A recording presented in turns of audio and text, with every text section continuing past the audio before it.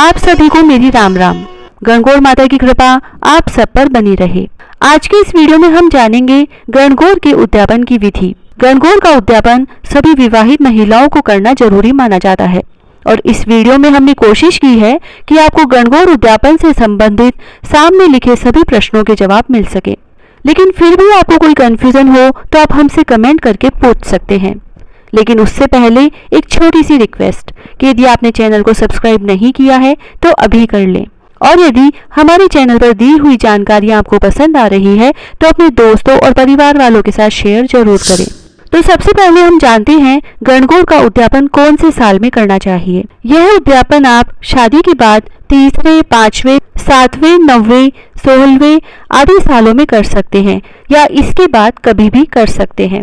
अब इसके बाद हम जानते हैं गणगौर उद्यापन के लिए सबसे जरूरी चीज उद्यापन सामग्री। उद्यापन सामग्री में एक सासू माँ का बेस तैयार करें, और यदि सासू माँ नहीं है तो ननद, जेठानी या परिवार की किसी भी बड़ी महिला जिनका पद परिवार में आपसे बड़ा हो उनके हिसाब से बेस तैयार कर सकते हैं, या फिर आपकी भांजी या जेठूती जिनकी शादी हो चुकी हो उन्हें भी आप यह बेस दे सकते हैं। इस बेस में साड़ी, ब्लाउज, पेटीकोट, सुहाग का सामान रखें। इसके अलावा कोई भी एक या दो गहना जैसे पायल, बिछिया, नाक का कांटा, अंगूठी अपनी श्रद्धा के हिसाब से जरूर रखें और साथ ही रुपए भी रखें। इसके अलावा गणगौर का उद्यापन करने के लिए 16 सुहाग पिटारी बनाई जाती है तथा एक सुहाग पिटारी गणगौर माता की बनाई जाती है। गणगौर माता की सुहाग पिटारी कुछ लोग 16 की गिनती में ही ले लेते हैं तथा कुछ महिलाएं 16 के अलावा एक अलग से पिटारी बनाकर 17 सुहाग पिटारी तैयार करती है।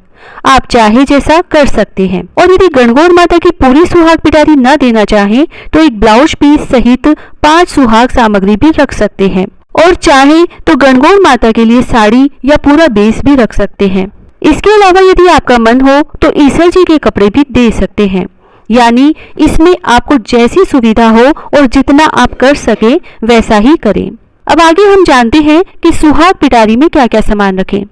इसमें एक छाबड़ी के अलावा 15 सुहाग सामग्री रखी जाती है। छाबड़ी सहित 16 सामान हो जाते हैं। छाबड़ी न हो तो स्टील का कटोरा या प्लेट भी ले सकते हैं। आगे इस सामान में हमने एक चांदी का तार और मेण भी बताया है। यह दोनों चीज पहले बहुत जरूरी मानी जाती थी।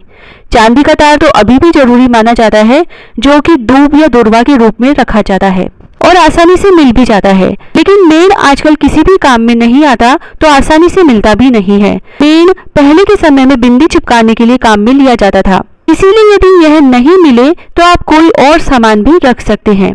इसके अलावा कई लोगों के यहाँ सुहाग पिटारी में गणगौर के 16 गुने भी रखे जाते हैं। यदि आपके यहाँ भी रखे जाते हैं तो वह भी इस सामान की गिनती में आ जाएंगे।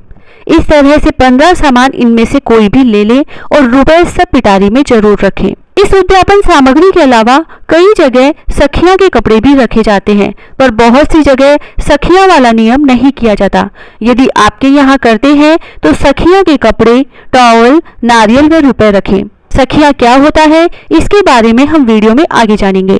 अभी हम जानते हैं छाबड़ी में रखी जाने वाली 16 सुहाग सामग्री में आप क्या क्या रख सकते हैं।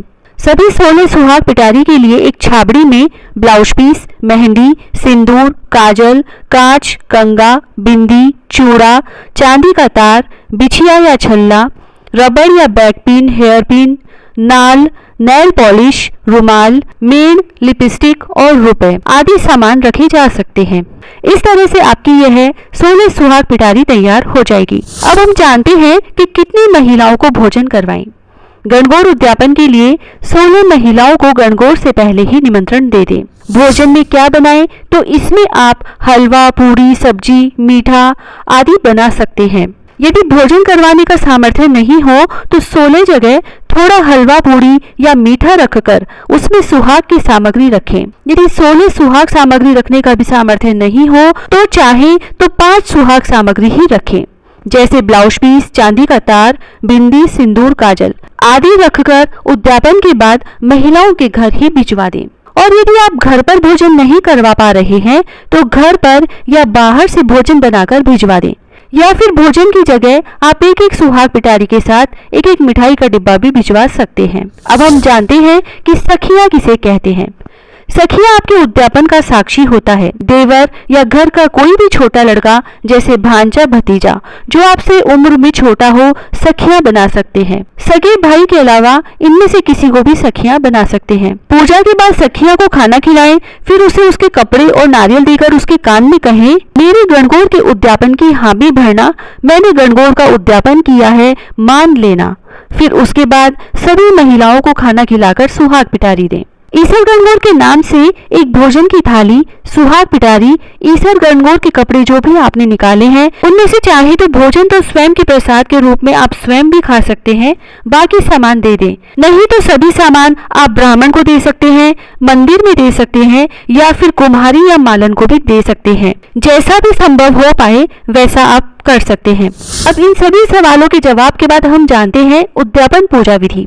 इसके लिए आपने गणगौर घर पर स्थापित की हो तो ठीक है, नहीं तो जहां गणगौर डाली है वहां से गणगौर माता को घर पर ले आए। फिर परिवार की महिलाओं के साथ गणगौर की पूजा करें, कहानी सुने। फिर सारी उद्यापन सामग्री तथा 16 भोजन की थाली में 4-4 पूड़ी और हलवा रखकर गणगौर माता के सामने रखें।